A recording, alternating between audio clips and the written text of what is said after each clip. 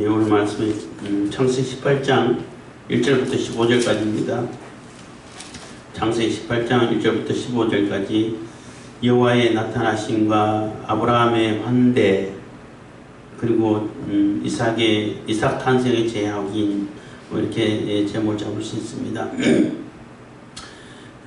아브라함이 마므레 상수리 숲을 근처에서 아브라함에게 나타나시니라. 오정쯤에 그 장막문에 앉았다가 해서 아브라함이 오정 그 중동 그 지역 날씨는 낮에 너무 뜨거워서 일을 못한다고 그래요. 일을 못하고 낮잠을 자고 좀 그늘에서 쉬는 그러한 기간인데,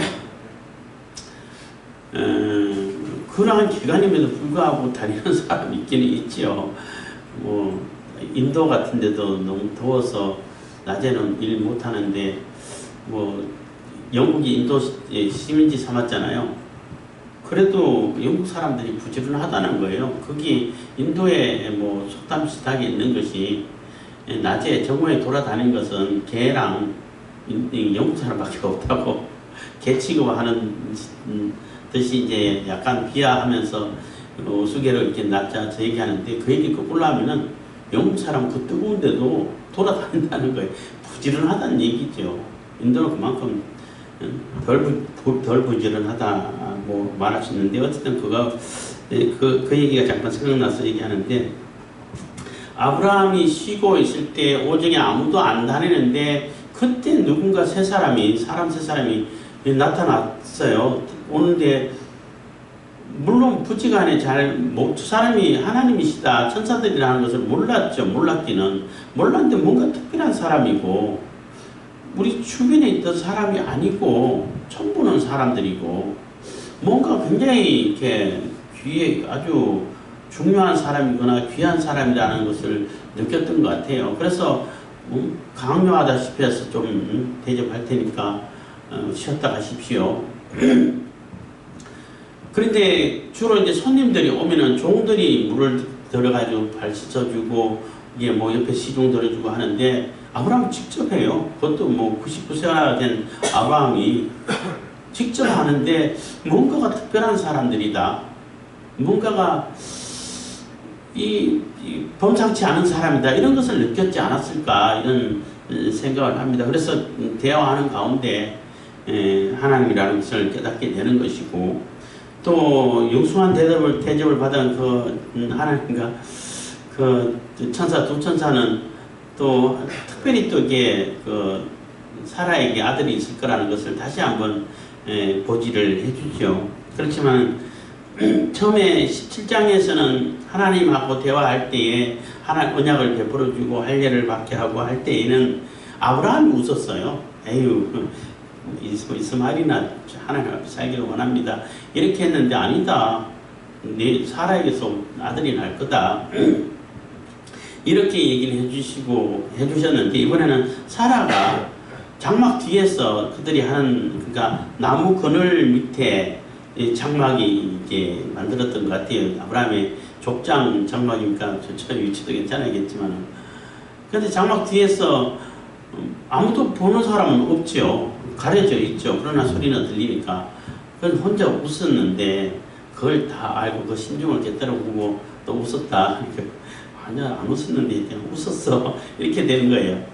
그 10년까지 다 깨달아 보시는 하나님을 나타내 보셨는데, 그래서 결국에는 그냥 허탈한 웃음이라 해야 되나, 어이없는 웃음이라 해야 되나, 그냥 에이 어떻게 그런 일이 있을까 하고, 약간 쓴 웃음이라 해야 되나, 하여튼 그런 웃음을, 별로 믿음이 없는 그런 웃음을 웃었는데, 진짜 웃음으로 바뀌는 거예요. 뒤에 이렇게 이삭을 안고 사라가 하나님께서 나와 모든 사람들에게 진짜 웃게 만들어 주셨다, 이렇게 해서 그 이삭의 탄생을 얘기하는 장면입니다. 18장 1절입니다. 여호와께서 마므레 상수리 숲을 근처에서 아브라함에게 나타나시니라. 오정쯤에 그가 장막 문에 앉았다가 눈을 들어본 적 사람 셋이 맞은편에 섰는지라. 그가 그들을 보자 곧 장막문에서 달려나가 영접하여 몸을 땅에 굽혀. 그래서 세 사람이 있었는데 무조건 달려가가지고 그 앞에서 그냥 아주 공손하게 절을 하고 그 영접해서 가로되 내 주여 내가 주께 은혜를 입었사오면 원컨대 종을 떠나 지나가지 마옵시고 해서 나를 떠나가지고 그냥 쑥 지나가 버리지 말고 내 대접을 좀 받아달라 하는 것이에요. 그 지역에는 유대 이스라엘도 마찬가지고 그 지역 대부분의 지역에는 그 나그네 환대법이라는 게 있어요. 그래서 나그네가 노숙하지 않도록 가면은 최소한 이렇게 대접을 할 수 있도록 법으로 이렇게 정해 놓을 만큼 이게 나그네를 이렇게 환대하는 그러한 풍습이 있는데 우리 지역에서 그 우리 부족이라든지 아니면 우리 뭐 이스라엘 됐을 때는 지파라든지 이렇게 할 때 나그네가 노숙하게 되면은 그 지파나 그 부족 뭐 요즘은 그 나라라고 말하시는데 굉장히 이게 수치스럽게 생각한다고 그래요. 그래서 나그네를 아주 공손하게 대접하는 건 사실인데 이 사람을 본 적 아브라함이 필요 이상으로 공손한 거예요. 필요 이상으로 낮추고 물론 여기서 주여 하는 그 주여는 뭐 정말로 하나님과 같은 주인으로 알아서 주여한 것이 아니라 그 당시에서 주로 쓰는 상대방을 높여 부르는 그런 호칭인 거예요. 뭐 우리나라 풍습에서는 어르신 뭐 이렇게 표현을 많이 하잖아요. 그런 표현인 것이고 종으로 하면서 뭐 제가 이렇게 낮추기도 하잖아요. 뭐 저를 어떻게 해주십시오. 뭐 제가 이렇게 낮추는 것처럼 낮춰서 겸손하게 부르는 것이 종으로 이렇게 표현하기도 한다고 그래요. 그래서 가로되 3절입니다. 가로되 내 주여 내가 주께 은혜를 입었사오면 원컨대 종을 떠나 지나가지 마옵시고. 그래서 내가 주께 은혜를 입었사오면 하는 얘기는 지금까지 많은 은혜를 베풀어 주셨다는 것을 얘기하는 게 아니라 내 대접을 받아주는 것이 은혜라는 거예요. 은혜를 베푸는 것이라는 거죠. 내가 나그네를 대접하고 우리 집으로 이렇게 영접해서 초대는 아니지만 영접해가지고 집에 데려가가지고 쉬게 하려고 이렇게 친절을 베풀잖아요. 친절을 베풀 때 그 친절을 받아주는 것이 은혜라는 거예요. 되게 이것도 이제 상용구처럼 이렇게 많이 쓴다고 그래요. 상용구처럼 주로 이렇게 많이 쓰고 에스더 할 때도 내게 은혜를 입었으면 이런 얘기를 많이 하잖아요. 그런 게 그 당시 또 그 지역에 주로 많은 이렇게 상용구처럼 인사말처럼 이렇게 쓰는 것이라는 겁니다. 그래서 가로되 내 주여 내가 주께 은혜를 입었사오면 원컨대 종을 떠나 지나가지 마옵시고. 그래서 그냥 쌩 지나가 버리고 우리가 아무것도 대접 못하는 나그네도 홀대하고 하는 그러한 욕을 듣지 않도록 그런 그 손가락질 듣지 않도록 내 대접을 내 선심을 받아주십시오. 그게 은혜입니다. 이렇게 되는 거죠. 4절 물을 조금 가져오게 하사 당신들의 발을 씻으시고 나무 아래 씻소서. 내가 떡을 조금 가져오리니 당신들의 마음을 쾌활케 하신 후에 지나가소서. 당신들이 종에게 오셨음이니이다. 그들이 가로되 네 말대로 그리하라. 그래서 물을 조금 가져다가 당신들의 발을 씻으시고 그 지역에는 덥지만은 건조해가지고 우리나라처럼 막 찜통더위 이런 건 없어요. 불볕더위는 있어도. 그래서 그늘만 지워주면 대단히 시원하다 그래요. 시원하고 건조하다 보니까 그리고 뭐 샌들 같은 그런 신발이다 보니까 먼지가 많이 앉죠. 그러니까 항상 손님들이 오면은 두세 통 큰 항아리에다 물 담아가지고 씻어주는 것처럼 항상 발을 씻고 손을 씻고 발을 씻고 하고 이렇게 음식을 먹고 하는 것이 하나의 전례로 전통으로 이어지고 있는 것입니다. 뭐 거기만 한 게 아니라 그 주변에 있는 다 풍습이 다 그렇다는 겁니다. 그래서 발을 씻으시고 할 때에 발을 씻어주는 것은 주로 이제 부족장 같으면은 종도를 시켜가지고 물 떠와가지고 좀 손님들 씻겨주라고 얘기하죠. 근데 여기서는 아마 아브라함이 직접 한 것 같아요.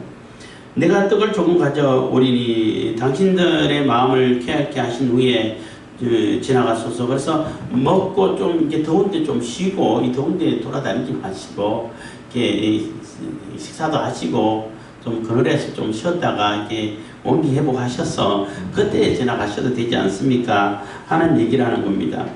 당신들이 종에게 오셨음이니이다. 그래서 나에게 오셨기 때문에 내 눈에 안 띄었으면 모르는데 내 눈에 띄었기 때문에 그냥 지나가지 말라는 거예요. 그냥 지나가면은 우리 부족에게 수치가 되니까. 그래서 내가 베풀어주는 대접을 좀 받아주십시오. 그래서 좀 쉬었다가 마음을 이렇게 평하게 하시고 한 다음에 그때 원래 가려고 하신 대로 가시면 됩니다. 가십시오 하고 이렇게 요청을 하는 것입니다. 6절 아브라함이 급히 장막에 들어갔어. 그래서 그렇게 요청하니까 그렇게 해 하고 이제 허락이 떨어진 거죠. 6절 아브라함이 급히 장막에 들어가 사라에게 이르되 속히 고운 가루 세 쌀을 가져다가 반죽하여 떡을 만들라 하고. 그래서 이게 대접하기 위해서 빵을 만들 때에 아주 고급 재료를 쓰는 거예요. 그래서 이런 걸 볼 때는 저 사람은 뭔가 특별하다. 굉장히 고귀한 사람들이고 일반 사람 같지 않다라고 느꼈지 않았을까라는 거죠. 물론 자기들이 먹는 그러한 가루를 가지고 대접해도 괜찮아요. 그것도 누가 뭐라고 그러지 않아요. 근데 고운 가루 세사라고 하는 얘기는 이 고운 가루는 너무나 이렇게 받기가 힘들기 때문에 많지가 않아요. 그래서 아주 귀한 손님 올 때 그때 내놓는 음식 하는 것이라는 겁니다. 그래서 속기 들어가서 이렇게 반죽하여 떡을 만들라 하고 또 7절입니다. 아브라함이 또 짐승떼에 달려가서 기름지고 좋은 송아지를 취하여 하인에게 주니 그가 급히 요리한지라. 그래서 또 기름지고 최고 좋은 잘 아끼던 이런 송아지, 그것도 양 잡아도 되는데 양이는 염소 잡아도 되잖아요. 충분하죠. 근데 송아지를 잡아. 그러니까 아주 특별하게 이 사람들 보통 사람 아닌 것 같다. 이런 생각을 한 것 같아요.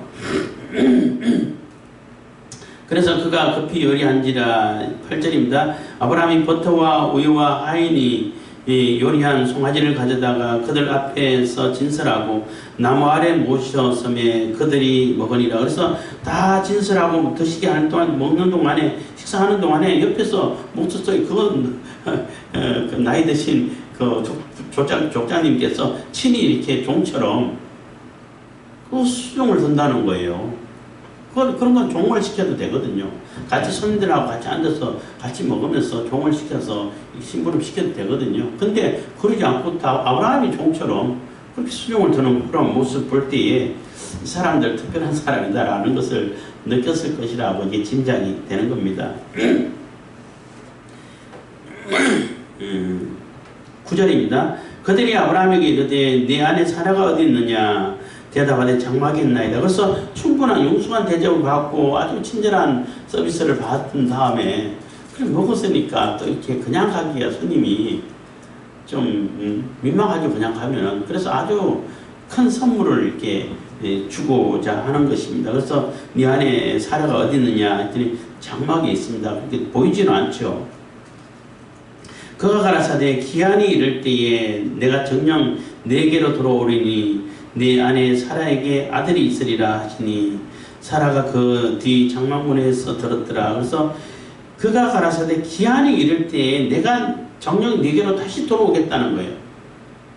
내가 네게 어디 좀 명년이라 해서 내년이란 뜻으로 한 것도 있는데 17장에 나오나요? 하여튼 반드시 다시 돌아올 것이다. 근데 그가 어떻게 돌아왔어요?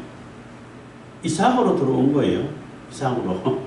하나님이 들어오셨고 또 예수님께서 그러셨잖아요. 그 유대인들하고 논쟁을 하면서 너희 조상 아브라함도 내 때를 보기를 즐거워하다가 보고 기뻐했느니라 한 거예요. 그래서 하나님이 반드시 돌아오실 것이라고 약속해 주셨고, 그래서 약속하신 대로 이삭이 태어났고 이삭을 통해서 예수님의 모습을 볼 수 있는 거죠. 보는 거죠. 그래서 이삭을 보고 기뻐했던 것처럼 하나님을 보고 예수님을 보고 기뻐했다는 겁니다. 그러니까 어쨌든 사라에게 기한이 이르면은, 때가 되면은 내가 정녕 내게로 돌아오리니 네 안에 사라에게 아들이 있을 거다. 그게 내가 내게 들어왔다는 증거가 된다라는 얘기가 되는 거죠.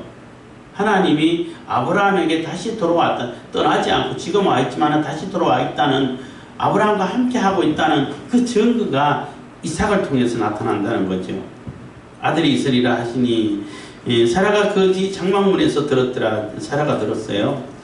물론 사라도 너에게 아들이 있을 거라는 것을 17장에서도 들었죠. 그래서 할례를 다 행하고 할 때 아내 사라에게 설명 안 했겠어요? 아브라함이 했지만은 그러셔요. 그러시군요 하고 이렇게 별로 심각하게 안 들었던 것 같아. 그냥 하라고 하니까 할례를 또 여성들은 할례하고 상관없으니까. 사라는 알고는 들었긴 들었지만 그렇게 심각하게 진짜로 이렇게 안 받아들였던 것 같아요. 그런데 여기서 다시 한번 듣게 되니까 이제 사라가 이제 그런 일이 있을 수 있어 하고 이렇게 픽 웃었다는 겁니다. 11절 아브라함과 사라가 나이 많아 늙었고 사라의 경수는 끊어졌는지라. 그래서 아브라함도 나이 많아서 아마 생시 그 능력이 아마 이렇게 소진됐다고 볼 수 있어요. 근데 하나님께서 다시 회복시켜 주셨다고 볼 수 있는 거고, 또 사라도 경수가 폐경됐다는 얘기죠. 경수가 끊어졌는데 다시 하나님께서 회복시켜 주셔가지고 낳게 됐다라고 말할 수 있는 겁니다. 그래서 아브라함과 사라가 나이 많아 늙었고 사라의 경수는 끊어졌는지라. 12절 사라가 속으로 웃고 이르되 내가 노쇠하였고 내 주인도 늙었으니 내게 어찌 낙이 있으리요.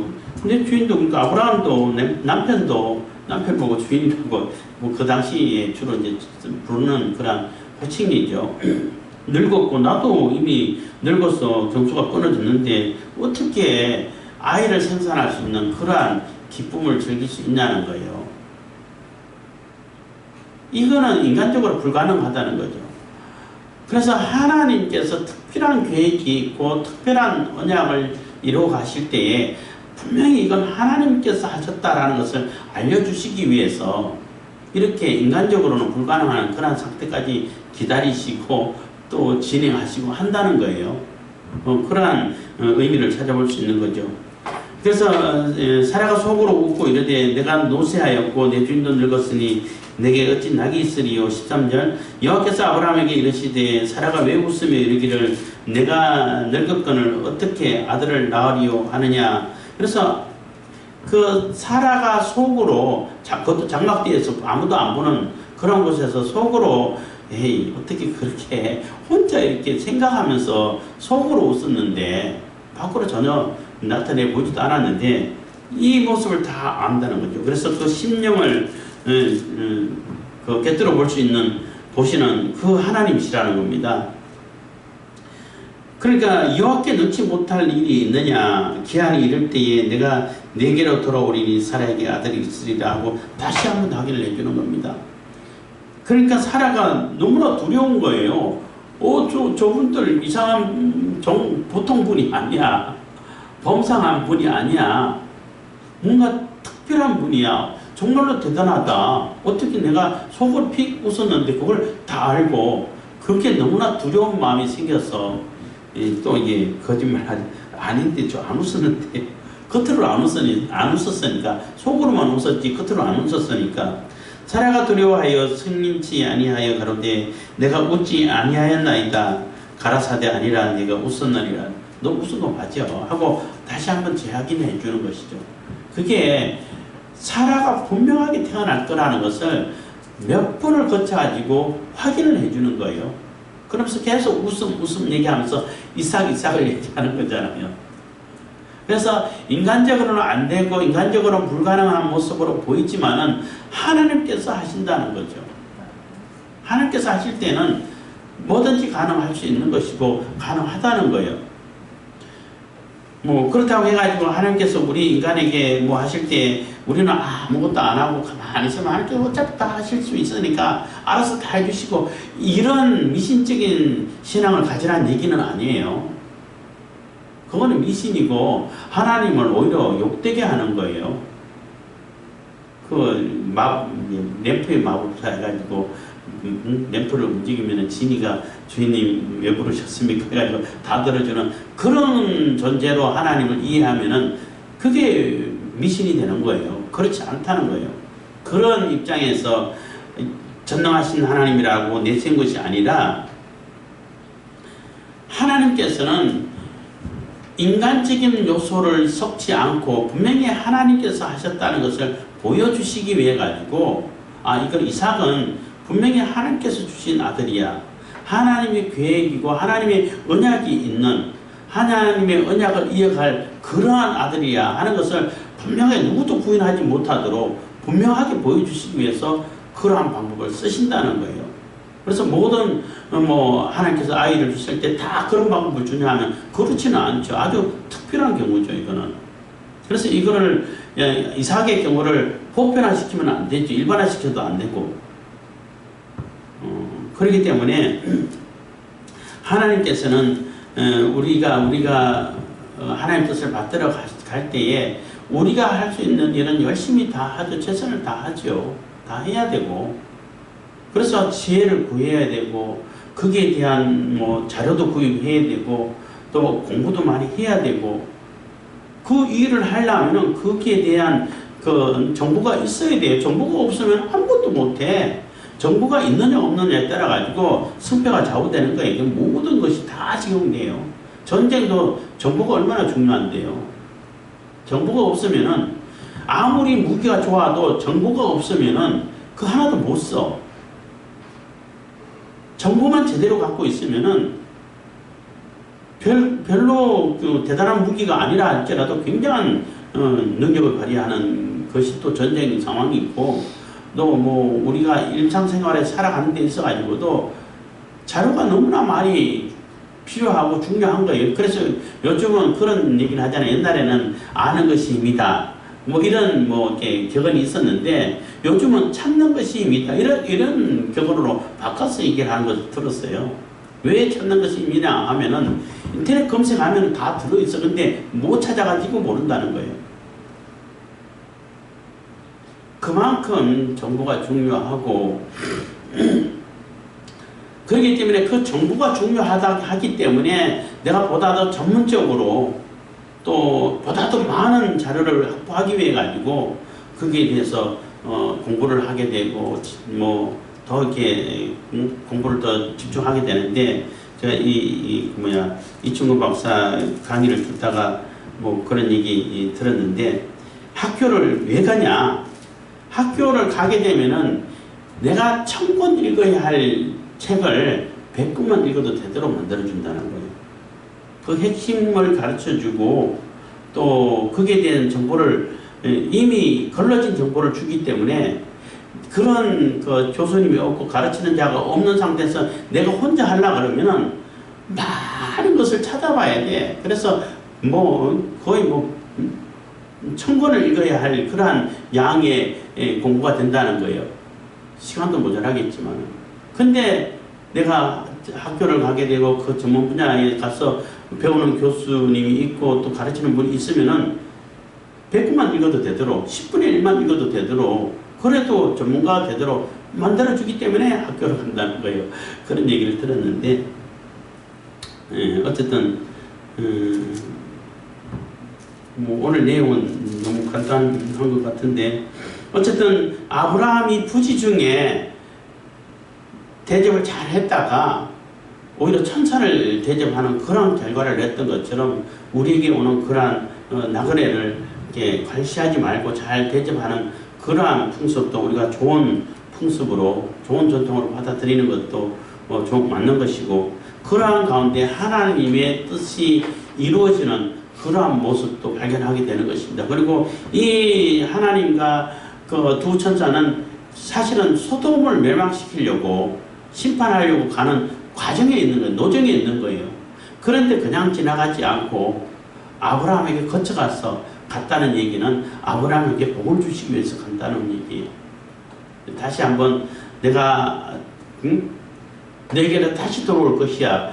너와 함께 하고 너와 함께 그 언약을 이어갈 아이를 줄 거야 하는 것을 다시 확인시키기 위해 가지고 아브라함에게 왔고, 아브라함은 그 사실을 모르는 상태에서 아주 극진하게 대접하게 되고, 그 대접으로 인해 가지고 그러한 정보를 얻게 되고, 그래서 하나님이 나와 함께 하시고 나에게 그 아브라함과 그 가족에게 다시 돌아오는 그러한 모습을 다시 재확인시켜주는 그러한 그 장면이라고 말할 수 있는 것입니다. 그래서 우리가 늘 항상 하나님의 뜻을 받들어서 평소에 하나님을 받들어서 살아가는 것이 중요한 것이고, 그러한 가운데 하나님의 천사를 대접하는 그러한 일이 어쩌다 벌어질 수 있다는 것입니다. 항상 벌어지는 건 아니지만, 그렇기 때문에 늘 항상 말씀을 가까이 하고 늘 항상 하나님의 언약을 이렇게 근거로 해서, 언약을 중심으로 해서 그 언약을 이루는 그러한 삶을 살아갈 때에 하나님께서 베푸신 은혜를 우리가 풍성히 충만히 받게 된다는 것입니다. 기도하겠습니다. 사랑해 주신 감사합니다.